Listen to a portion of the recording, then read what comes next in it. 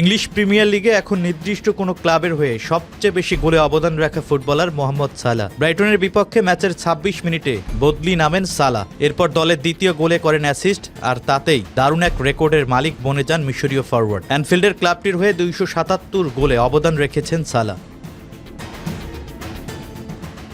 ১৮৮ গোল ও ৮৯ assist করে এই তারকা ফরওয়ার্ড ছাড়িয়ে গেলেন ম্যানচেস্টার ইউনাইটেডের কিংবদন্তি ওয়েন রুনিকে। সাবেক ইংলিশ ফরওয়ার্ড ম্যান ইউনাইটেডের জার্সিতে ১৮৩ গোল ও ৯৩টি অ্যাসিস্ট করেন। ব্রাইটনের বিপক্ষে আজ বদলি নেমে গোলের সহায়তা ছাড়াও ম্যাচের বাকি সময়ে দারুণ খেলেন সালাহ। গোলের লক্ষ্যে ৩টি শট নিয়েছেন ৩৩ বছর বয়সী ফরওয়ার্ড, 5টি সুযোগ তৈরি করেছেন। শেষ দিকে গোলও পেতে পারতেন সালাহ, তবে ফেদেরিকো সিয়েসার পাস ৬ গজ বক্সের বাইরে ফাঁকায় পেয়ে উড়িয়ে মারেন গত মৌসুমের গোল্ডেন বুট জয়ী এই ফুটবলার। গোল না পেলেও ম্যাচ শেষে সালার মুখে দেখা যায় স্বস্তির হাসি। দর্শক সারি থেকেও দারুণ সমর্থন পান তিনি। গ্যালারিতে অনেকের হাতে ছিল তার নামে জার্সি, ব্যানার।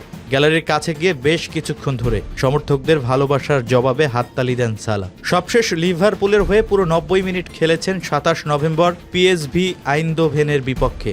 ওই ম্যাচে তার দল হারে ৪-১ গোলে। সালাহ নিজেও ছিলেন নিষ্প্রভ।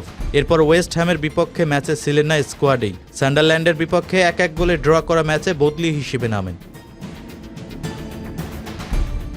লিগে লিডসের মুখোমুখি হওয়া লিভারপুল দল থেকে আবার জায়গা হারান। পরে চ্যাম্পিয়ন্স লিগেও সালাহকে ছাড়া ইতালি সফর করে স্লটের দল। শুরুর একাদশে জায়গা হারিয়েছে আগেই। ছন্দহীনতার সঙ্গে মুখ ফসকে বিতর্কিত কথা বলে আলোচনায় ছিলেন। সবকিছু মিলিয়ে তীব্র হতাশার মধ্য দিয়ে যাচ্ছিলেন মোহাম্মদ সালাহ। অবশেষে আজ বদলি হিসেবে নেমে অন্তত গোলে অবদান রাখার স্বস্তি নিয়ে মাঠ ছাড়লেন তিনি।